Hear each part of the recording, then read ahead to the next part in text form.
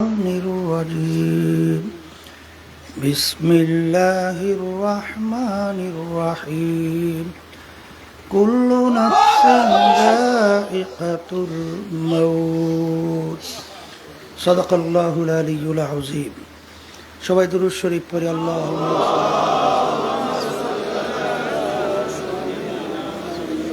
সাল্লাল্লাহু আলাইহি ওয়া اللهم صل على سيدنا نبينا شفيعنا وحبيبنا ومولانا محمد صلى الله عليه وعلى آله وصحبه وبارك وسلم اللهم صل على سيدنا نبينا وشفيعنا وحبيبنا ومولانا محمد صلى الله عليه وعلى آله وصحبه وبارك وسلم শুকরিয়া আদায় করি আলহামদুলিল্লাহ। সবসময় যখন হরেনগুলো ফিট করবা, এই ডাইন পাশ বাম পাশে যে হরেন আর পিছনের সমস্ত হরেনে এক সাউন্ড, ভিন্ন না। আর ওই যে একটা ওটা কি দেছো সাউন্ড বক্স, ওটা দরকার নাই, এইটা থাকলে যথেষ্ট। তো ওটা দেছো কা, পিছনের শব্দ আর ভিতরের শব্দ এক রকমের মধ্যম আওয়াজ। ওই দূরের শব্দ এত বেশি বাড়াইলে তখন বয়ান করলে ব্রেনে কিন্তু আঘাত করে।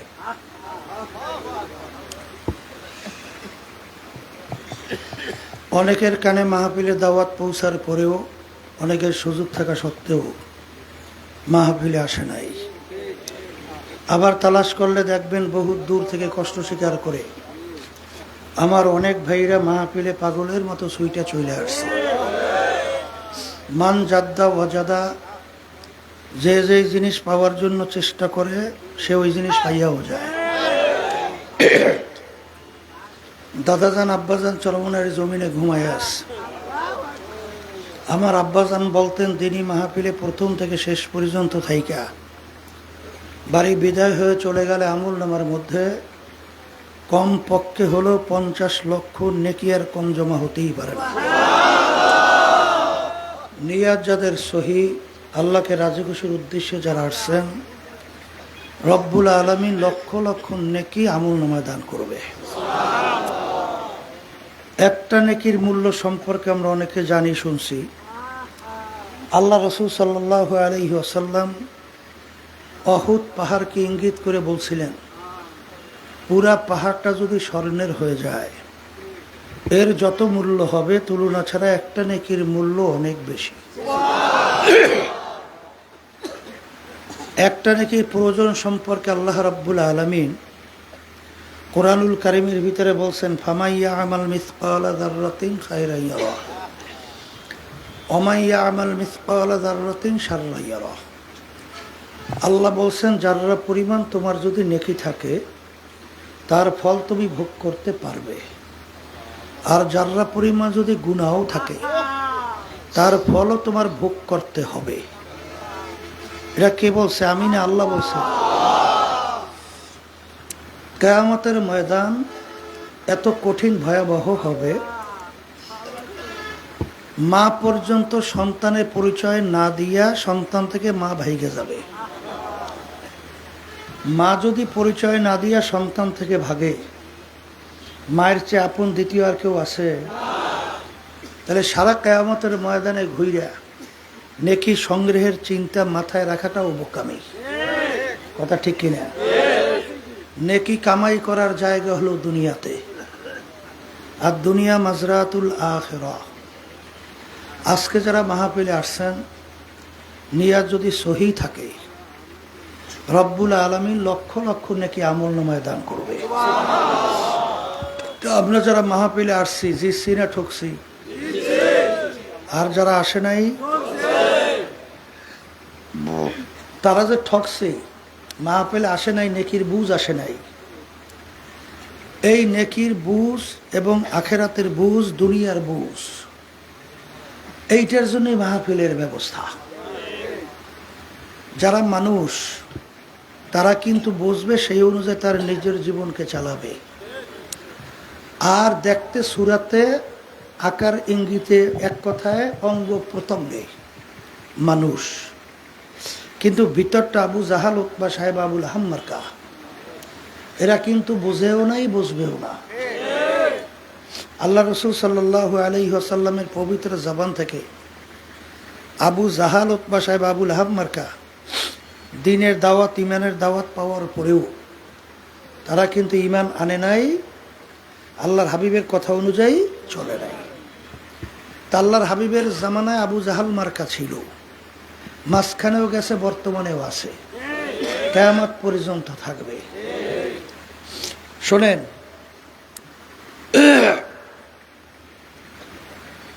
এক হাদিসের ভিতরে আসছে আল্লাহ রসুল সাল্লাল্লাহু আলাইহি ওয়াসাল্লাম বলছেন, কিয়ামতের ময়দানে হাজারো লোকের ভিতরে 999 জন জাহান্নামী হবে, একজন শুধু নাজাত পেয়ে জান্নাতে যাবে। এক হাদিসের ভিতরে আসছে আল্লাহ রসুল সাল্লাল্লাহু আলাইহি ওয়াসাল্লাম বলেন, আমার উম্মতের ভিতরে 73 দল হবে, এর ভিতরে 72 দল ধ্বংসপ্রাপ্ত হয়ে জাহান্নামী হবে, একটা দল শুধুমাত্র নাজাত পেয়ে জান্নাতে যাবে। এখানে কিন্তু আল্লাহ রসুল সাল্লাল্লাহু আলাইহি ওয়াসাল্লাম বলছেন আমার উম্মতদের মধ্যে, এখানে কিন্তু হিন্দু, খ্রিস্টান, ইহুদি, বৌদ্ধ সহ অন্যান্য ধর্মাবলম্বী এরা কিন্তু এই গণনার দলভুক্ত না। যারা আল্লাহ রসুলকে নবী মানছে, আল্লাহকে আল্লাহ হিসাবে ঈমান আনছে, এদের ভিতরে দলের সংখ্যা 73, এর ভিতরে ধ্বংসপ্রাপ্ত 72, নাজাত পেয়ে জান্নাতি একদল। মিশকাত শরীফে হাদিসে আসছে, তিরমিজি শরীফে হাদিসে আসছে, হাদিস কিন্তু সহিহ। হাদিস কি? তাহলে বোঝা গেল যে এত লোক একদিকে আর একজন শুধু আর একদিকে, তাহলে এক শ্রেণীর কিন্তু বর্তমানে আছে, যেদিকে জোয়ার সেদিকে পাল তোলে, আছে রে নাই? খবরদার, যেদিকে সে সেদিকে পাল তোলা যাবে না। কারণ এই বুঝটা বোঝার জন্য আল্লাহ আপনাকে আমাকে ব্রেন দান করছেন, মেধা দান করছেন, বুঝ দান করছেন। দুনিয়ার ব্যাপারে পটু, সব বুঝি, এই ব্যবসা বাণিজ্য বুঝিনি আল্লাহর রহমতে, নাহলে করি কিভাবে? বাজারে যখন বাজার করতে যাই তখন কোনটা ভালো মাল কোনটা খারাপ মাল এটা যাচাই বাছাই করিয়া কিনি না? হ্যাঁ, একদল বর্তমানে কিন্তু বাইরেছে, হুজুর মধ্যে এত দলকা। তাই বুঝলাম হুজুর মধ্যে এত দলকা, তোমার কামটা কি? এই দলের কথা কইয়া তুমি তার ইসলামের বাইরে থাকবা? হ্যাঁ, এটা বুঝতে হবে। ইহুদিরা ছাড়া খ্রিস্টান, ইসলাম বিদ্বেষী চক্র মুসলমানদের ভিতরে ডিভাইডেড তৈরি করিয়া মুসলমানদের শক্তি ধ্বংস করার জন্যে বিভিন্ন নীল নকশা অনুযায়ী কাজ করতেছে না? বাংলাদেশেও ভিতরে দেখবেন যে আমাদের আলেমদের ভিতরেও, এবং অনেক আমাদের এই আজকেও দেখলাম যে মিছিলের ভিতরে যাইতে আছে যারা মানব রচিত কুফুরি তন্ত্রমন্ত্র বাস্তবায়ন করতে চায়।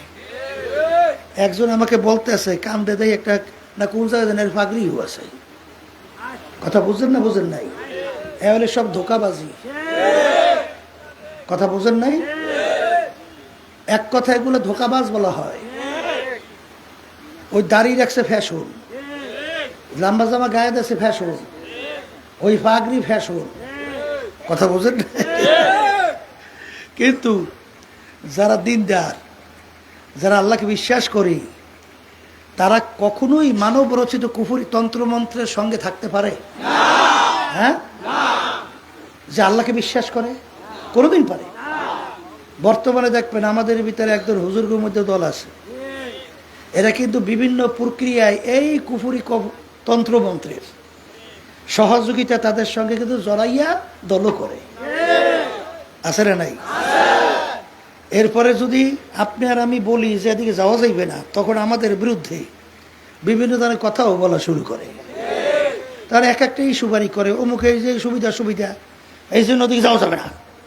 বেশ ভালো কথা, যাওয়া যাবে না। তা তুমি ইসলামের পক্ষে তোমার মার্কা নিয়ে দাঁড়াই থাকো, তুমি আর একদিকে ঝুঁকো কেন? তাহলে বস্তু ভিতরে সম্পূর্ণ শয়তানি। কথা ঠিক না? এই জন্য আমার বাজানদেরকে বলবো, পর্দা আলে মা বোনরা যারা শুনতেছেন, এই 53 বছর বাংলাদেশের ইতিহাস, এত ওলামাই কেরাম, এত তলেবে ইলম, এত মুসল্লি, এত নামাজি, শতকরা 92 জনের মতো মুসলমান এই দেশে বসবাস করে। জুমার নামাজের মসজিদে দেখবেন মুসল্লি ধরে না, কিন্তু সেই দেশের ভিতরে 53 বছর ইসলামী নীতি আদর্শ বিজয় হইতে পারে নাই। এক কথা, এর পিছনে আমরাও কিন্তু দায়ী কম না, কথা বলে না, এর পিছনে আমাদের দায়ী কিনা কম না। খুব সতর্ক অবস্থায় পা বাড়াতে হবে, কি হবে তা জানি না। তবে একটা কথা আছে না, তোর ডাক শুনে যদি কেউ না আসে রে, একলা চলো রে। শোনেন নাই আল্লাহ রাসূল সাল্লাল্লাহু আলাইহি ওয়াসাল্লাম এবং যত নবী রসুলদের ইতিহাস, তার কওম, তার আত্মীয় স্বজন, এমনকি তার বিবি পর্যন্ত উল্টা করছে, কিন্তু আল্লাহর নবী রসুলরা তার হক আওয়াজের দাওয়াত থেকে কি ফেরছে না? দিতেই ছিল, দিতেই ছিল। এই জন্য আমার বাজানদেরকে বলবো যে আবু জাহাল মার্কা আল্লাহর হাবিবের জামানায়ও ছিল, মাঝখানেও গেছে, বর্তমানেও আছে, কিয়ামত পর্যন্ত থাকবে, কথা ঠিক না? কিন্তু সতর্ক থাকা লাগবে যে আল্লাহ আপনাকে আমাকে ভালো মন্দ বুঝের যে বুঝ দান করছে, আকল দান করছে। আর তলাবুল ইলমে ফরিজাতুন আলা কুল্লি মুসলিম, প্রত্যেকটা মুসলমান মহিলা পুরুষ ইলমে দ্বীন শিক্ষা করা ফরজ। কিন্তু অনেক মুসলমান আমরা আমাদের বাচ্চাদেরকে ইসলাম সম্পর্কে আগে ধারণা না দিয়া আমরা কিন্তু অন্য দিকে লাইনে হাঁটি। কিন্তু ইসলাম সম্পর্কে তো ধারণা প্রতিটা বাচ্চাকে আগে ঢুকাতে হবে, আপনার আমার জানতে হবে। না জানলে সেই বাচ্চাগুলো তো পরবর্তীতে নাস্তিকের লাইনে চলবে, কথা ঠিক না? সুন্নাত তরিকা জানেন না? বাচ্চা জন্মগ্রহণ করার পরে ডান কানের ভিতরে আজান, বাম কানে একামত দেয়। কারণ কি? বাচ্চা দুনিয়া ঢোকার পরে আর কলিজার ভিতরে আল্লাহর নাম ঢুকাইয়া দেয়। আর ছোটবেলায় যেই শিক্ষাটা দেওয়া হয়, ওই শিক্ষাটা পাথরের উপরে অঙ্কন করলে যেরকম মুছে যায় না, এরকম ছোটবেলায় যে শিক্ষাটা হয় এটাও কোনোদিন মুছে যায় না, কথা বুঝেন নাই? এই জন্য আমার বাজানদেরকে বলবো, পর্দা আলে মা বোনরা যারা শুনতেছেন, আর একজনের উপর দোষ চালাইয়া নিজে যদি বাঁচতেন তাহলে কোনো কথা ছিল না। কিন্তু আপনি কবরে চাই যদি বলেন যে আমি অমুককে দোষ চাপাই এই লাইনে চড়ছিলাম, তাহলে কি আপনি বাঁচবেন? বাঁচবেন তো না। নিজের প্রশ্নের উত্তর নিজেকেই দিতে হবে। তা যাই হোক, যেই কথা বলতে চাইছিলাম, আজকে 53 বছর পরে 54 বছর চলছে বাংলাদেশের স্বাধীনতার পরে। এই 53-54 বছরে ইসলাম নামক এই বৃক্ষটা মজবুত হয়ে দাঁড় হইতে পারে নাই। কিন্তু এখন 5ই আগস্ট 2024-এর পরে আল্লাহর রহমতে ইসলামের পক্ষে একটা ক্ষেত্র তৈরি হয়েছে। কি হয়েছে কি হয় নাই? এখন না আমাদেরকে কাজে লাগাতে হবে, কথা পরিষ্কার, কথা কি এইটা কাজে লাগাই যদি আমরা কেউ ব্যর্থ হই তা আল্লাহ রাব্বুল আলামিনের কাছে জবাব দিতে পারবেন? এটা নিজের কাছে নিজে প্রশ্ন করেন, তারপর আল্লাহর সামনে যে প্রশ্নের উত্তর দিয়ে, আগেই যদি নিজের প্রশ্নের নিজে উত্তর দিতে না পারেন তাহলে আল্লাহর কাছে উত্তরটা দেবেন কি? আমার আব্বাজান রহমতুল্লাহি আলাইহি, তিনি যে আল্লাহর জমিনে আল্লাহর দিন বাস্তবায়নের জন্যে তিনি যে রাজপথে রাজনীতির ভিতরে নামছিলেন, অনেকে জিজ্ঞাসা করছে, হুজুর, অনেকে তো বলে এটা পচা কাজ। কি কাজ? পচা, ঝামেলার জিনিস না। এই পথটা কাঁটাযুক্ত না, এই পথটা তো কাঁটাযুক্ত। আপনি পীর মুরিদি করবেন, দেখবেন আপনার শান শওকত, আপনার সম্মান, বিভিন্ন এমপি মন্ত্রী চেয়ারম্যান আপনার কাছে আসবে, মাথার একটু নিচু করিয়ে দেবে, করে হুজুর আমার জন্য একটু দোয়া করেন। কি কথা ঠিক না ঠিক?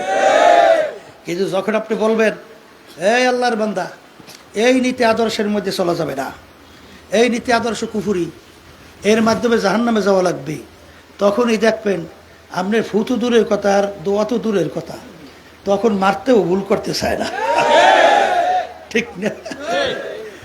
অনেক সময় গালাগালি কি করা করে এখন, বর্তমানে আমাদেরকে শোনেন তো কি গালাগালি করে না? হ্যাঁ, কি গালাগালি করে যা মুখে উচ্চারণ করা কঠিন। কি কথা বললেন না কেন? এই কিছুদিন আগে, আচ্ছা, বাংলাদেশের ভিতরে যে অবস্থা চলতেছে, তা আমরা যদি এটা আলোচনা না করি এটা করবে কারা? এটা করা লাগবে না? সাদাবাজি কি ভালো জিনিস? তা সাদাবাজি করলে খাওয়া যাবে না? না বলা লাগবে না? এই যে মিথ্যা কেস দিয়া হাজার হাজার লক্ষ লক্ষ ফ্যামিলি ধ্বংস করিয়ে দেয়, বলা লাগবে না? ওই গেছিলাম আমি খাগড়াছড়ি কয়েক মাস আগে। সেখানে আমাদের এক দায়িত্বশীল বলতেছে, হুজুর এই 5ই আগস্টের পরে এই কেস বাণিজ্য, বলে কেস বাণিজ্যটা কি? বলে হুজুর এক এক নথিতে প্রায় 1000-এর মতো 1100-র মতো বলে আসামি দিয়েছে, বুঝছেন?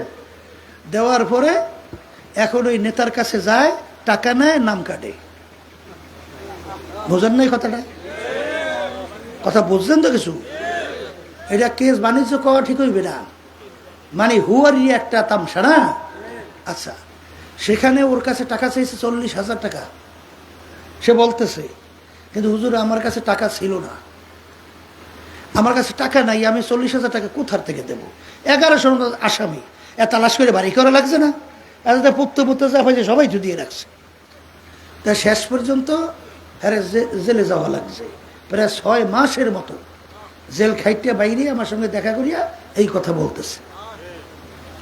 এই ধরনের জুলুম এই দেশের ভিতরে চলছে, কথা ঠিক কিনা? আপনি ওই পানের দোকান, ওই সেদিনকার কেরাদানি মাল আনলো, জিজ্ঞেস করি ফল আনছে আমার জন্য, ওই এর মধ্যে কুমিল্লার মধ্যেই মূল রাস্তার পাশে। তাই সেখানে ফলের দোকানদার কইতেছে, হুজুর বেচা কিনা কেমন কি হয়? হে জিজ্ঞেস করতে আছে। চেয়ারম্যানের নাম কি? রহমত। ওই যে রহমতপুরি আছে না, বয়ান করে, এই রহমতপুরি, রাশিদ রহমতপুরি। সে বলতেছে হুজুর, বলতেছে যে হুজুর দৈনিক 1000 টাকা করে চাঁদা দেওয়া লাগে। এরপরে আবার এই এই কয় টাকা জানি কি শব্দটা কইলে মন নাই, কল হুজুর আমার বিক্রি এত, যদি না দিতে পারি তাহলে তো পিঠের চামড়া বানি পিঠ ব্যাখ্যা করিয়া ফেলায়।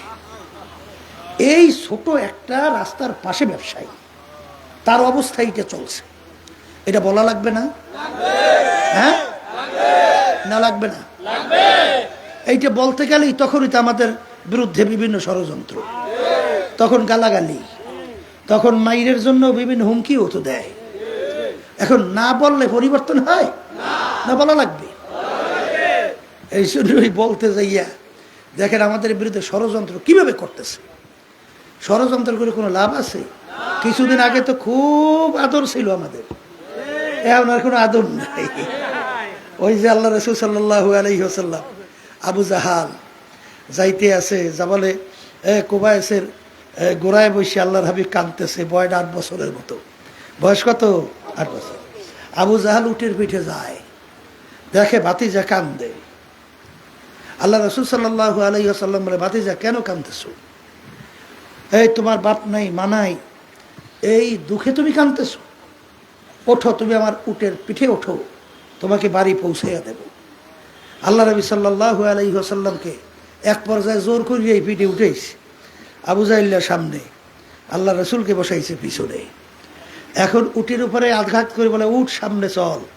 উঠ সামনে 2 পা দিয়া আটকাই দাঁড়াই দিস, উট 1 পাও সামনে যায় না। আল্লাহ রসুল আবু জাহিল্লা বলতেছে, উঠ কেন চলো না, কেন চলো না? উটের জবান খুলে গেছে। উট বলতেছে, আবু জাহাল তোমার পিছনে কাকে বসাইছো জানো? মুহাম্মাদুর রাসূলুল্লাহ সাল্লাল্লাহু আলাইহি ওয়াসাল্লাম, আল্লাহ রসুল, আল্লাহর নবী। সে থাকবে পিছনে আর তুমি থাকবা সামনে। আমার হুঁশ থাকতে আমি 1 পাও সামনে যাব না। আল্লাহর হাবিবকে সামনে নিয়ে আসো।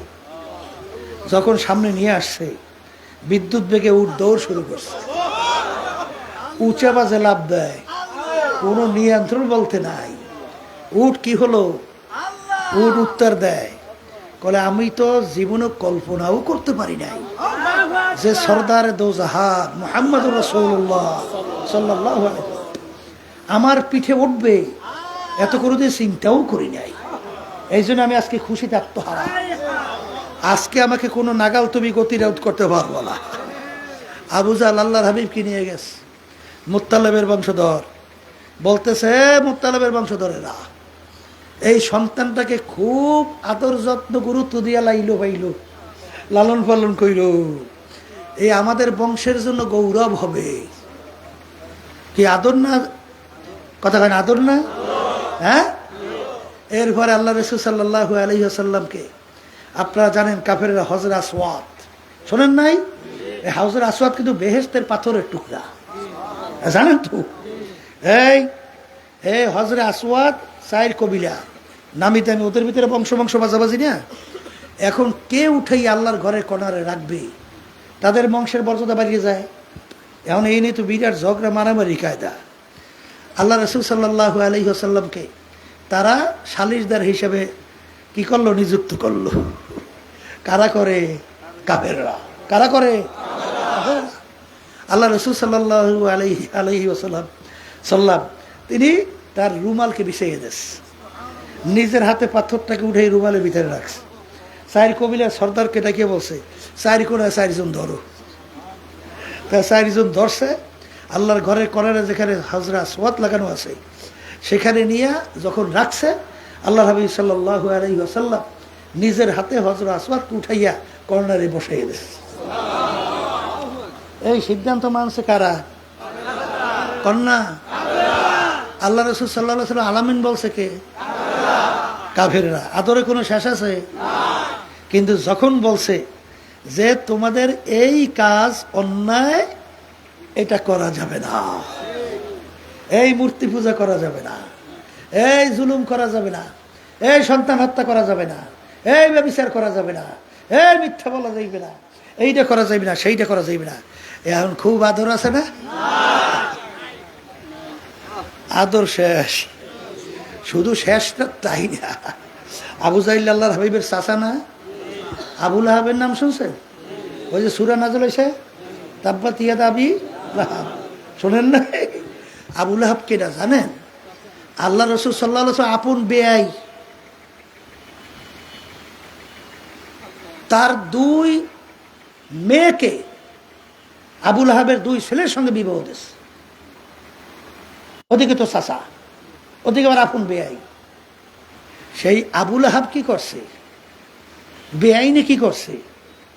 আল্লাহ হাবিব সাল্লাল্লাহু আলাইহি ওয়াসাল্লামকে কষ্ট কি পরিমাণ দিয়েছে। আল্লাহ হাবিব সাল্লাল্লাহু আলাইহি ওয়াসাল্লাম লোকালয়ের ভিতরে মানুষের মধ্যে লজ্জা দেওয়ার জন্য, অপমান করার জন্য দুই ছেলের মাধ্যমে একসঙ্গে দুই মেয়েকে তালাক দেওয়া হয়েছে। এত কষ্ট দিয়েছে। আবু জাহল কি করছে? ওর যেখানে ঘর ছিল সেখানে এখন পায়খানা প্রস্রাবখানা বানাইছে না? আল্লাহ ঘরের পাশে, দেখছেন তো? আর আল্লাহ নবী সাল্লাল্লাহু আলাইহি ওয়াসাল্লাম যেখানে ঘর সেখানে লাইব্রেরি বানাইছে কিতাবের, দেখছেন না? দূরত্ব কত বেশি না, কথা বুঝলেন? এই আবু জাহল যখন দেখলো কোনো ক্রমে দমানো যায় না, তার ওই রাস্তার ভিতরে গর্ত খুঁজছে, কূপ খুঁজা আল্লাহর হাবিবকে কূপে ফালাইয়ে মারবে। এই উপর একটা প্রলেপ লাগাইছে। এখন একজনকে মিথ্যা করে পাঠাই দিস, যাও যাইয়া বলো তোমার চাচা খুব অসুস্থ, তোমাকে একটু দেখতে চায়। বুঝলেন? আল্লাহর হাবিব রাহমাতুল্লিল দয়ার সাগর। এত বিরোধীদের পরও যখন শুনছে চাচা অসুস্থ, আল্লাহ হাবিব সাল্লাল্লাহু আলাইহি ওয়াসাল্লাম রওনা করছে চাচাকে দেখবে। আবু জাহল ঘরের ভিতরে জানলা ফেক দিয়ে তাকাইয়ে রইছে। আল্লাহ হাবিব সাল্লাল্লাহু আলাইহি ওয়াসাল্লাম আসবে, গর্তের ভিতরে পড়বে আর যাইয়া আক্রমণ করিয়া মারবে। যখন আল্লাহ রাসূল সাল্লাল্লাহু আলাইহি ওয়াসাল্লাম আসতেছেন, গর্তের কাছে এসে পা দেবে, এমন সময় জিবরাইল আলাইহিস সালাতু ওয়াস সালাম পিছন থেকে টান দিয়ে ধরে বসে, এ আল্লাহ রাসূল, এক পাও সামনে যাওয়া যাবে না, আবার পিছনে ফেরেন। আল্লাহ নবী সাল্লাল্লাহু আলাইহি ওয়াসাল্লাম যখন পিছনে ফেললো, আবু জাহল দেখে ঘটনা কি হয়ে গেল, লাফ দিয়ে নামছে। তার ও গর্ত যে কোন জায়গায় খেয়াল নেই, বুঝছে? ও দৌড়ে এসে পড়ছে গর্তের মধ্যে, কথা বুঝেন নাই? এখন তো যত চেষ্টা করে উঠাইতে পারে না। তখন বলে আমাকে কূপ থেকে যদি উঠাইতে বাঁচাইতে চাও, আমার বাতিদা ছাড়া কোনো গতি নেই। আল্লাহু আকবার। কেমন দয়ার সাগর, তাকে মারার জন্য খুব খুঁজলো। সেই আল্লাহ রসুল আবার আসলো, আইসে আবার গর্তে থেকে উঠাই। কথা ঠিক কিনা? আপনারা জানেন না, আল্লাহ নবী সাল্লাল্লাহু আলাইহি ওয়াসাল্লাম সেজদায় পড়িয়ে আছে নামাজের মধ্যে। এই আবু জাহিল্লা সব বুদ্ধি দিতেছে, এই উঠ জবাই দিয়েছে, বুড়ি বুড়ি সব আন বস্তা বলি আইনা দে মাথা পিঠের উপরে। আল্লাহু আকবার। আল্লাহ নবী সাল্লাল্লাহু আলাইহি ওয়াসাল্লাম মাথা উঠাইতে পারে না। কিসের কারণে? শত্রু হইল কিসের কারণে? ওদের অন্যায়ের প্রতিবাদে কথা বলার কারণে। ঠিক আজকে বাংলাদেশের ঘটনা তো তাই। কথা বলে না, নেয়ার কোনো ব্যতিক্রম। যখন আমরা বলবো এই চাঁদাবাজি করা যাবে না, এই ভোট ডাকাতি করা যাবে না, খবরদার আমাদের দেশে টাকা বিদেশে পাচার করা যাবে না, খবরদার গুম করা যাবে না, খুন করা যাবে না, মানুষকে মিথ্যা কেসের মাধ্যমে তাদের সংসার বিরান করা যাবে না, এইটা যখন আমরা বলি তখন এরা করে সর্বনাশ, এত আমাকে পথের কাটা, এই এত সরান লাগবে, এই জন্য ঢাকা শরীর নাই। ওই আমার ব্যাপারে কি বলছে, যেখানে পাও সাইজ করো, নাউজুবিল্লাহ, সাইজ বোঝেন নাই মারিয়ে ফেলাও। শোনেন নাই সেদিন বক্তব্য শুনছে? তো এই ধরনের কথাবার্তা বিভিন্ন কায়দায় বলতেছে, কিন্তু এই জন্য কি হক কথা বন্ধ রাখতে হবে না? বলতেই হবে। আল্লাহু আকবার। কারণ দুনিয়াতে আমার ইচ্ছে আসছি, আপনার ইচ্ছে আসছে, কে পাঠাইছে? যতদিন রাখবে, কে রাখবে? আবার যখন ডাক দেবে তোমরা ভয় দেখাই করবা কি? লাভ আছে? কিন্তু আল্লাহ হাবিব সাল্লাল্লাহু আলাইহি ওয়াসাল্লামের কাছে যখন আবু জাহাল মার্কারা এই প্রস্তাব নিয়ে গেল যে কোনো কর্মে যখন ফিরানো যায় না, তাহলে তিনটে প্রস্তাব। মোহাম্মদ, তুমি চাও কি নেতা হইতে মন চায়? আরবের তোমরা নেতা, তুমি কি আরবের নেতা? আর বর্তমানে মেম্বার চেয়ারম্যানের জন্যই তো ইমান খুয়াইতে আছে লাইন সে লাইন, আসতে কয়। দুই একটা এমপির জন্যই তো এখন বিভিন্ন ধরনের ষড়যন্ত্র কইয়া আবার আপনাদের আমাদের মতো লেবার সুরত লাগাইয়া বিভিন্ন ফতুয়া তো শুরু করছে, আসতে কয় না? আছে না? নাই আছে না? আচ্ছা, এইভাবে এই যে ঘটনাগুলা ঘটাইতেছে, এই যে কারবারাইদি করতেছে, যেই কথা বলতে চাইছিলাম যে বাজার, এইটা দুনিয়ার মোহের কারণে এইসব কিন্তু ঘটনা ঘটতেছে, ঠিক না? ওরা আমাদের বিরুদ্ধে কইরে কোনো লাভ নাই, আমাদের বলতেই থাকতে হবে, আর মানুষকে ভালো পথে আসার ব্যাপারে দাওয়াত দিতেই হবে, ঠিক না? যখন ওরা প্রস্তাব নিয়ে গেল নেতা বানাবে, আর দ্বিতীয় প্রস্তাব সবচেয়ে আরবের বড় ধনী বানাইয়া দেবে, তৃতীয় প্রস্তাব আরবের ভিতরে সবচেয়ে সুন্দরী মেয়েটা, তাকে বিবাহের ব্যবস্থা করবে। এই তিন প্রস্তাব আল্লাহ রসুলকে দিয়েছেন। শর্ত কি? তুমি এক আল্লাহর উপরে ঈমান আনার দাওয়াত দাও, সমস্যা নাই, কিন্তু আমাদের কার্যক্রমের বিরুদ্ধে কিছু বলবা না। এতটুকু যদি মানতে পারো, তাই তিন প্রস্তাব তোমার জন্য নিয়ে আসছি। আরবের নেতা, সুন্দরী মেয়ে বিবাহের ব্যবস্থা, আর সবচেয়ে বড় ধনী বানাই দেওয়ার ব্যবস্থা। কথা ঠিক কিনা? আল্লাহ রাসূল সাল্লাল্লাহু আলাইহি ওয়াসাল্লাম প্রস্তাব মানছে। এক শ্রেণী বর্তমানে কিন্তু আছে আমাদের মধ্যেও, আমরু বিল মারুফের ভিতরে থাকে, নাহি আনিল মুনকারের ভিতরে থাকে না। কিন্তু মান রাআ মিনকুম মুনকারান ফালিয়ুগাইয়িরহু বিয়াদিহি ফাইল্লাম ইয়াস্তাতি' ফাবিলিসানিহি ফাইল্লাম ইয়াস্তাতি' ফাবিকলবিহি ওয়া যালিকা যাফুল ঈমান। এটা ঈমানের সাথে সম্পর্ক, শক্তিশালী ঈমান, মজবুত ঈমান। অন্যায়ের প্রতিবাদে হাত দিয়ে ফিরানোর শক্তি থাকলে ফিরিয়ে দাও, শক্তি না থাকলে মুখ দিয়ে বইলে ফিরাও, শক্তি না থাকলে মনে মনে পরিকল্পনা করো কীভাবে অন্যায়কে ফিরানো যায়। এখানে কিন্তু অনেকে আমরা ব্যাখ্যা শূন্য আসি পড়ছি যে মনে মনে ঘৃণা করো, শোনেন নাই?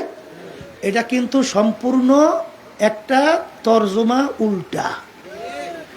আগে বললে আসছি ফিরাও, হাত দিয়ে ফিরাও, মুখ দিয়ে ফিরাও, আর শেষেরটা হবে ঘৃণা করো না, মনে মনে পরিকল্পনা করে কেমন ফিরানো যায়।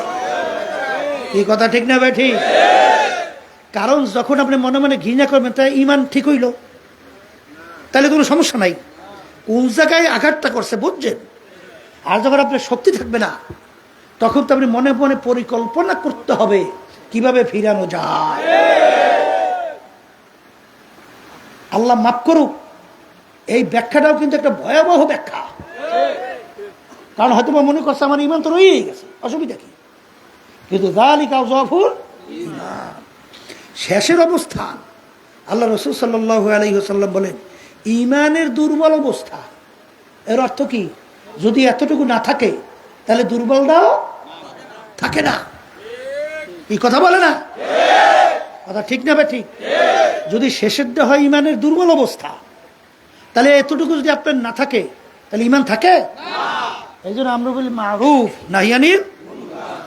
অনেকে তো আমরা আসলে বুঝিও তো না, একটু নামাজ পড়ি, রোজা রাখি, তাহাজ্জুদের নামাজ পড়ি, কপালে দাগ পড়ছে, তাসবিহ নিয়ে মাওলার জিকির করতে থাকি, মনে করছে যথেষ্ট। আচ্ছা বলেন তো বাজান, আপনার আমার নামাজ আল্লাহর কাছে কি প্রয়োজন? আপনার আমার নামাজের কোনো দরকার আল্লাহর কাছে আছে? রোজার, অন্যান্য ইবাদতের কোনো দরকার আছে? তাহলে কোরবানির যে আমরা পশু জবাই করি, এর রক্তগোস্ত আল্লাহ পায়? হ্যাঁ, তাহলে কোরবানির পশু জবাই করছি, আল্লাহর কাছে কোনো এটা পৌঁছেও না, দরকারও নাই। করি কেন? বলেন হুকুম পালন করি। আবার বলেন কি পালন করি? আল্লাহ রাসূল সাল্লাল্লাহু আলাইহি ওয়াসাল্লামকে প্রস্তাব দেওয়ার পরে আল্লাহর হাবিব কি ওদের প্রস্তাব মানছে? মানে নাই, না মাইনে বরঞ্চ কি বলছিল কাফেরেরা, হ্যাঁ যদি আমার এক হাতে সূর্য আর এক হাতে চন্দ্র, অসম্ভব। চন্দ্র সূর্য আনা কি অসম্ভব না? এক হাতে সূর্য এক হাতে চন্দ্র যদি আইনে দিতে পারো, এর পরেও মনে রেখো যে আমি এক আল্লাহর উপরে ঈমান আনার দাওয়াত এবং তোদের অন্যায়ের বিরুদ্ধে আমি বলতেই থাকবো। কথা ঠিক? এখন আল্লাহ রাসূল সাল্লাল্লাহু আলাইহি ওয়াসাল্লাম জন্মভূমি মক্কায় থাকতে পারে নাই, হিজরত করে কোথায় যায়? মদিনা শরীফ যায়। আর জন্মভূমির মায়ায় তাকাইয়া তাকাইয়া যায়। ঠিক কথা ঠিক না? ঠিক। এখন আমার বাজানদেরকে বলো, পর্দা আলে মা বোনদেরকে বলবো, এই যে আমাদের বিরুদ্ধে এই যে বিভিন্ন গালাগালি, এত ষড়যন্ত্র, বিভিন্ন ধরনের, এই আমাদের ওয়াজ করতে দেবে না, কার্যক্রম সব বন্ধ করবে, বিভিন্ন জায়গায় ঝামেলা শুরু করছে। কিন্তু এই ওয়াজ করি তাও কার জন্য? আল্লাহর জন্য। রাজনীতি করি কার জন্য? আল্লাহর জন্য। এই যত কিছু কার্যক্রম আমাদের কার জন্য? কুল ইন্না সলাতি ওয়া নুসুকি ওয়া মাহইয়ায়া ওয়া মামাতি লিল্লাহি। কার জন্য? এই জন্য আমার বাজানদেরকে আল্লাহর কুতুব ফজলুল করিম রাহমাতুল্লাহি আলাইহি চরমনায় জমিনে ঘুমায় আস, এই পথে নামতে যাইয়া আল্লাহর কুতুব তার বিরুদ্ধে প্রায় 18টার মতো কেস করছিল এই বাংলাদেশ। তার গাড়ির উপরে আঘাত কইরা গাড়ির কাজ ভেঙে ফেলছিল। কথা ঠিক কিনা? এমনকি আমাদের মাদ্রাসা তরিকা বন্ধ করে দেওয়ার হুমকি দিছিল। বুঝছেন? আমাদের ফুফাজান রহমাতুল্লাহি আলাইহি প্রিন্সিপাল ছিলেন, প্রেসিডেন্ট ডাক দিয়ে নিছিল যে আপনার সমুন্দির শালাকে থামান, যদি না থামান মাদ্রাসা কিন্তু বন্ধ, তরিকার কাজ বন্ধ। কথা বুঝছেন? তখন আব্বাজান রহমাতুল্লাহি আলাইহি ফুফাজানকে প্রশ্ন করছিলেন, দুলা মিয়া তাহলে আপনি বলেন যে, দুলা ভাই আপনি বলেন যে আমি যে তরিকার কাজ করি দিনের জন্য, আল্লাহর জন্য না কিসের জন্য? কলে আল্লাহর জন্যে। তারপরে আমি যে মাদ্রাসা করছি কিসের জন্যে? কলে আল্লাহর জন্যে। কলে আমি যে এখন রাজনীতি হাফিজ হুজুরের পক্ষে নামছি কার জন্যে? কলে আল্লাহর জন্য। কলে সব যদি আল্লাহর জন্য তার আমি বন্ধ করবো কেমনে? তা শেষ পর্যন্ত আল্লাযীনা জাহাদু ফীনা লানাহদিয়ান্নাহুম সুবুলানা ওয়া ইন্নাল্লাহা লামাআল মুহসিনিন। আমার মালিক বলেন তোদের ভয় চিন্তা নাই, যদি আমার উপরে তাওয়াক্কুল করতে পারো, করার মতো করতে পারো, এরপরে যদি রাস্তায় নামো, যত বিপদ মুসিবত আসুক না কেন তোমাদের জন্য আমি বহুত রাস্তা খুইলা দেব। ইউসুফ আলাইহিস সালাতু ওয়াস সালাম বিবি জুলাইখা 7টা দরজার ভিতরে তালা মারল। আহারে বের হওয়ার কোনো দুনিয়ার নিয়মে সুযোগ নাই। কিন্তু নবী কেমনে বের হবে চিন্তা না কইরা আল্লাহর উপরে তাওয়াক্কুল কইরা দৌড় মারল। আল্লাহ রাব্বুল আলামিন 7টা দরজার ভিতরে তালা টাস টাস কইরা খুইলা দিল। নবী বের হইয়া গেল, তাকে আটকাইয়া কিন্তু রাখতে পারে নাই। কথা ঠিক না ভাই? ঠিক। এই জন্য আমার বাজানদেরকে বলবো, পর্দা আলে মা বোনদেরকে বলবো, কথা বেশি লম্বা সংক্ষেপ বলছি, বেশি লম্বাও না, সংক্ষেপ বলছি। বাজান, আল্লাহর কুতুব ফজলুল করিম রহমাতুল্লাহি আলাইহি আমাদের মাঝে নাই, আর কোনোদিন আসবে না। হাফিজ হুজুর রহমাতুল্লাহি আলাইহি নাই, কোনোদিন আসবে না। এরকম আল্লাহর বড় বড় খাস বান্দারা আজকে আমাদের মাঝে নাই, কোনোদিন আসবে না। এমন একদিন আসবে যেদিন দুনিয়ার সমস্ত কার্যক্রম নিয়মতান্ত্রিক চলবে, কিন্তু তুমিও থাকবা না, আমিও কিন্তু থাকব না। কিন্তু এমন জীবন তুমি করো হে গঠন, মরণে হাসিবে তুমি, কাঁদিবে ভুবন। আল্লাহর কুতুব ফজলুল করিম রহমাতুল্লাহি আলাইহি যখন দুনিয়া থেকে বিদায় হয়ে গেল, বাজান গেছিলেন, অনেকে এখানে উপস্থিত আছেন। আকাশ একেবারে ঝকঝকে পরিষ্কার। হঠাৎ আসমান একটু মেঘাচ্ছন্ন হইয়া ফিরি আসমান কাইদা আবার যেই আকাশ সেই আকাশ। কি দেখছে কতজনে দেখছেন? হাত উঠান তো। আল্লাহু আকবার। এমন জীবন তুমি করো হে গঠন, মরণে হাসিবে তুমি, কাঁদিবে ভুবন। দুনিয়ার থেকে সবাই তো বিদায় হব, কিন্তু আমার বাজানদেরকে বলবো, পর্দা আলে মা বোনদেরকে বলবো, মুসলমানের ঘরে আল্লাহ আমাদেরকে পাঠাইলেন, এই শুকরিয়া আদায় করতে যাই এক কবি আমাদেরকে স্মরণ করায় দেওয়ার জন্য বলেন, আদমিয়া দাদাই বা জব মুসলমান করদাই, আয় খোদা কুরবা সওয়াব ইহসা বর ইহসা করদাই। এ আমার দয়ার মালিক, তোমার কাছে আমরা কেউ দরখাস্ত করি নাই, মালিক তুমি আমার রুহুকে মুসলমানের ঘরে দান করো। বিনা দরখাস্তে, বিনা চেষ্টায় তুমি আমার রুহুকে মুসলমানের ঘরে দান করলা। এখন আমি পরিচয় দিই, আমি রেজাউল করিম, আমি পরিচয় দিই আব্দুল করিম, আমি পরিচয় দিই রহিমা খাতুন। ঠিক বাজান, আজকে মুসলমানের ঘরে আমি আল্লাহ আমাদেরকে জন্মগ্রহণ করাইলেন।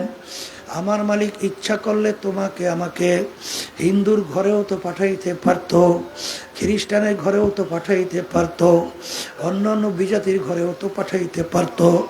আজকে মুসলমানের ঘরে জন্মগ্রহণ কইরা খুদা না খাস্তা কিয়ামতের ময়দান যদি জাহান্নামের শিকল হাতে পায় লাগে, এর চেয়ে কপাল পোড়ার সারে জাহানে হইতে পারে না। আরে কোন দুনিয়ার পিছনে পড়ছো হাকিকত সে, তো দুনিয়া বেখবর হ্যায়, দুনিয়া কি নুমাইশ পর নজর হ্যায়।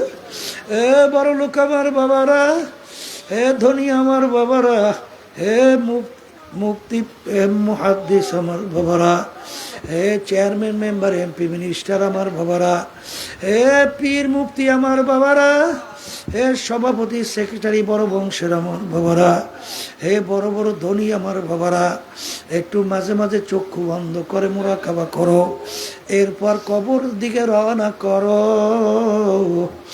যেই দুনিয়ার পাগল হইলা, যেই দুনিয়ার সম্পদের পিছনে পড়লা, যেই দুনিয়ার সম্মানের পিছনে পড়লা, ওই দুনিয়া নিয়ে চক্ষু বন্ধ কইরা মাঝে মাঝে মুরাকাবা করো। আর দুনিয়া দারুল মেহনে ওয়াল বালা, দুনিয়া কিন্তু কষ্ট ক্লেশের জায়গা, বালা মুসিবতের জায়গা। এখানে ইচ্ছা করলে কেউ শান্তি পায় না, কেউ কোনোদিন পাবে না। এই গরম, এই ঠান্ডা, এই ছেলে কথা শোনে না, মেয়ে কথা মানে না। বাজান, রোগ ব্যাধির কোনো শেষ নাই। আরে এরকম বলতে বলতে হঠাৎ একদিন তোমার বাড়ির, আমার বাড়ির পাশে মসজিদের মাইকে ঘোষণা হইতে থাকবে, বাড়িওয়ালা নাই রে বাড়ি, নাই রে দুনিয়াতে।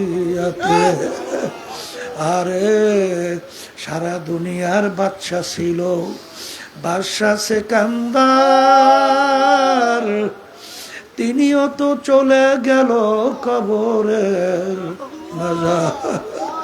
বাদশা সিকান্দার তাম দুনিয়ার রাজত্ব করছিল, ইন্তেকালের আগে ওসিয়াত করলো, আমার মৌতের পরে আমাকে গোসল করাবা, কাপড় পরাইয়া খাটের ভিতরে উঠাইয়া হাত দূরে একটু বাহিরে রেখে শহরটাকে ঘুরাবা, এরপর নিয়ে আমাকে দাফন করবা। বাজান দুনিয়া থেকে বিদায় হওয়ার পরে গোসল করাইয়া কাপড় পরাইয়া খাটের ভিতরে উঠাইয়া হাত দুইটা বাহিরে রাইখা শহর ঘুরা। যারা বোঝে না তারা বলে দেখছো আজীবন বাদশা আমাদের থেকে খাজনা এবং ট্যাক্স নিল, এখন মরার পরেও কেমন হাত পাইতে আছে, মোনা যেন খাজনা এবং ট্যাক্স চায়। বিজ্ঞ আলেমরা বলে বোকারা তোরা তো বুঝো নাই, বাদশা সিকান্দার ইন্তেকালের আগে ওসিয়াত করছিল মৌতের পরে কাপড় পরাইয়া খাটের ভিতরে উঠাইয়া হাত দুইটা বাহিরে রাইখা শহর ঘুরাইয়া দাফন করার জন্য। তিনি তাম দুনিয়ার মানুষকে বুঝাতে চায়, ও তাম দুনিয়ার মানুষেরা, বাদশা সিকান্দারের মতো এত বড় বাদশা দ্বিতীয় বুঝি আর কেউ হইতে পারবি না। কিন্তু বাদশা বলেন, আমি যখন দুনিয়ার রাজত্ব কইরা যখন কবরের দিকে রওনা করলাম, একেবারে দুইটা খালি হাত, আর কিছুই নিতে পারলাম না। এই জন্য আমার বাজানদেরকে বলবো, কার জন্য জীবন শেষ করো? বাজান, বাংলাদেশের এক বড় ব্যাংকার ধনী মারা যাওয়ার পরে দুই ছেলে বাজান বাপের জানাজা নামাজ না পড়াইয়া, গোসল কাপড়ের কাপড় না পরাইয়া, দাফন কাপড় না কইরা লাশ নিয়ে গাড়ির গ্যারেজের ভিতরে ফেলাইয়া রাখলো। ওদিকে বাপের রাইখা যাওয়ার সম্পদ, এই সম্পদ নিয়ে ঝগড়াঝাটি মারামারি কাটাকাটি। ওদিকে বাপের লাশ পৌঁছা যাওয়ার উপক্রম, ফুইলা যাওয়ার উপক্রম, কোনো খবর নাই। বাপের রাইখা যাওয়ার সম্পদ নিয়ে মারামারি কাটাকাটি করে। এলাকার লোকজন চাঁদা ধইরা এরপর তার দাফন কাফনের ব্যবস্থা করলো। কবরের যাত্রীরা, এই সম্পদ যারা হারামকে হারাম মনে করো না, ঘুষকে ঘুষ মনে করো না, আরে সুদকে সুদ মনে করো না, আরে জুলুম কইরা দুনিয়ামুখী দলের সঙ্গে জড়াইয়া সাদাবাজি কইরা, টেন্ডারবাজি কইরা, স্টেশন দখল কইরা, ঘাট দখল কইরা, জুলুম কইরা এই সম্পদ কার জন্য রাইখা যাও? এত টাকা রাখবা কোথায়? কাপনে যে পকেট পাছাও ফাতারা ইদিন কাশাফাল গুবার আফরাসুন তাহতার জুলকা আমহমা আমিনু কামা আমানাল্লাহ। আল্লাহ রাব্বুল আলামিন বলে, ঈমান আনো। তোমাদের ঈমানের ধরনটা কেমন হবে? সাহাবায়ে কেরাম যেভাবে ঈমান আনছিল, সাহাবায়ে কেরামদের সঙ্গে মুওয়াজানা কইরা দেখো তাদের ঈমান তোমার আমার ঈমানের অবস্থান কি। আল্লাহ মাফ করুক, এক সাইডে আমার বাজানরা, পর্দার আড়ালের মা বোনেরা, ওদের ঈমানের মূল্য একটা ছাগলের মূল্য হয় না, একটা বড় ইলিশ মাছেরও মূল্য হয় না, একটা বড় রাওয়া মুরগির দামও হয় না। বাজান একটা ছাগলের দাম 10-15-20 হাজার টাকাও। বাজান একটা ইলিশ মাছ বড়টা অনেক সময় দেখা যায়, সেদিনকার দেখছিলাম, আর কেজি প্রায় 2700-2800-2900-3000 টাকা। আর তোকে 500 টাকা দেওয়ার পরে তোর ঈমান বিক্রি কইরা তারপর তুই মানব রচিত কুফরি তন্ত্র মন্ত্র সেই পক্ষে তুই সিল মারো, রায় দাও, তাহলে তোমার ঈমানের অবস্থা কি? জোরে বলো, কথা ঠিক না বেঠি?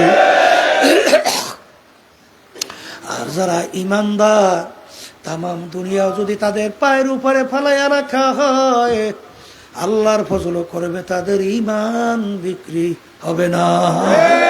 জোরে বলো কথা ঠিক কিনা? এই জন্য আমার বাজানদেরকে বলবো, এই বাংলাদেশি দিয়া সবসময় মনে রাখো, আইয়ুব খান যখন একটা নিয়ম জারি করছিল, ওলামায়ে কেরাম একত্রিত হয়ে গেছিল, তখন এই দেশের গভর্নর আইয়ুব খানকে জানাইছিল, স্যার ওলামায়ে কেরাম একত্রিত হয়ে গেছে, এই নীতি বাস্তবায়ন করা যাবে না। তখন বলতেছে, কিছু কুকুর আসছে, গোস্ত ফেক দাও, অর্থাৎ গোস্ত ফেক দিলেই নিয়ে চইলা যাবে। ঠিক যখন গোস্ত ফেকা শুরু করলো, তখনই বিভিন্ন ডিভাইডেড তৈরি হইল। কি মনে আছে? মনে আছে? এই জন্য আমার বাজানদেরকে বলবো, পর্দালে মা বোনদেরকে বলবো, আল্লাহর কাছে সবসময় দোয়া করতে হয়, রব্বানা লা তুযিগ কুলুবানা বা'দা ইয হাদাইতানা ওয়া হাব লানা মিন লাদুনকা রাহমা ইন্নাকা আনতাল ওয়াহ্হাব। আমার মালিক যদি তোমাকে আমাকে কুদরতি ভাবে যদি হেফাজত সংরক্ষণ না করে, বাজান কোনো কর্মে বাঁচা যায় না। এই জন্যই সিস্তি রহমাতুল্লাহ আলাইহি তিনি বলেন, কারিমা বেবাক সাহেবার হালে মা কে হাসতা মাসির কামান্দে আমার দয়ার মালিক, নফসে আম্মারার জিনজিরের ভিতরে আবদ্ধ হয়ে গেলাম। মালিক দয়া মায়া করে তোমার কুদরতের নজরে টাই না, কুদরতি হাতের ধারে টাই না, তোমার কুদরতি কোলের ভিতরে জায়গা দাও, নালে আমার কোনো উপায় নাই। তবে একটা কথা বলছিলাম, মান জাদ্দা ওয়া জাদা, যে যে জিনিস পাওয়ার জন্য চেষ্টা করে ওই জিনিস সে পাইয়া যায়। আমার মালিক বড় দয়ার মালিক, আমার মালিক বড় মায়ার মালিক। কেমন দয়া কেমন মায়া, আর রহমানির রহিম, লা তাখুযুহু সিনাতুন ওয়ালা নাওম। আমার মালিকের ঘুমও নাই, সীমানিও নাই। আমার মালিকের কেন ঘুম সীমানি নাই? আমার মালিক মায়ার কারণে আমার মালিক ঘুমাইতে পারে না। কেমন মায়া! এ বন্দা বান্দি রাত্র গভীরে তুই বিপদে পইরা যখন ডাক দিবি আল্লাহ, তখন যদি আমি মালিক ঘুমাইয়া থাকি, তখন তোর ডাকে কে সাড়া দিবে? তোর মায়ার কারণে আমাকে ঘুমাইতে দেয় না। আর রহমানির রহিম, আমার মালিক দয়ালু রহমানুর রহিম। বাজান, ওই হাদিসের ঘটনা, বুড়া তওবা করবে, আলেমের বাড়ি রওনা করলো, পথের ভিতরে মারা গেল। আরে জাহান্নামে ফেরেশতা আসছে তার রূহকে জাহান্নামে নেওয়ার জন্যে, বেহেশতের ফেরেশতা বেহেশতে নেওয়ার জন্যে। আরে জাহান্নামের ফেরেশতা বলতেছে, বান্দা তো এখন পর্যন্ত তওবা করতে পারে নাই, রূহ তো আমরা পাবো। আর বেহেশতের ফেরেশতা বলে, আল্লাহর বান্দা তো তওবা করার জন্য রওনা করছে, পথের ভিতরে হায়াত শেষ, বান্দার কি দোষ, রূহ তো আমরা পাবো। আল্লাহ রাব্বুল আলামিন বললেন, ফেরেশতারা জমিন মাপো, আমার বান্দা যেখানে মারা গেল সেখান থেকে তার বাড়ি কাছে না আলেমের বাড়ি কাছে? যদি তার বাড়ি কাছে হয়, রূহ নিয়ে যাইবে জাহান্নামের ফেরেশতা। আর যদি তার বাড়ি দূরে হয়, আলেমের বাড়ি কাছে হয়, তখন তার রূহ নিয়ে যাইবে বেহেশতের ফেরেশতা। আল্লাহর বান্দা যেখানে মারা গেল সেখান থেকে আলেমের বাড়ি ছিল দূরে, তার বাড়ি ছিল কাছে। আল্লাহ রাব্বুল আলামিন জমিনকে বলল, হে জমিন, আমার বান্দার জন্য আলেমের বাড়ি কাছে হইয়া যাও, তার বাড়ি দূরে হইয়া যাও। আরে যখন জমিন মাপলো, দেখে আলিমের বাড়ি কাছে, তার বাড়ি দূরে, তখন তার রূহ নিয়ে গেল বেহেশতের ফেরেশতা। আমার মালিক বড় দয়ার, বড় মায়ার। কার পিছনে পড়ছ? কার জন্য জীবন শেষ করতেছ আমার বাজানদেরকে শোনায় রাইখা যাই। কে মানবা পর্দালে মা বন্ধুরকে বলছে তা জানি না। আমার মালিক কোরআনুল কারিমের ভিতরে আগেই বইলা রাখছেন, ইয়াউমা নাদউ কুল্লা উনাসিন বিইমামিহিম। আমার মালিক কিয়ামতের ময়দানে প্রত্যেকটা মানুষকে তার দলের নেতা নেত্রীর সঙ্গে ডাকবে। ডাইকে আমার মালিক বলবেন, তোর দলের নেতা নেত্রী যেদিকে যায় ওদের পিছনে পিছনে সেই দিকে চইলা যা। এক কথায় তোমার নেতা নেত্রী যেখানে জায়গা তোমারও সেইখানে জায়গা।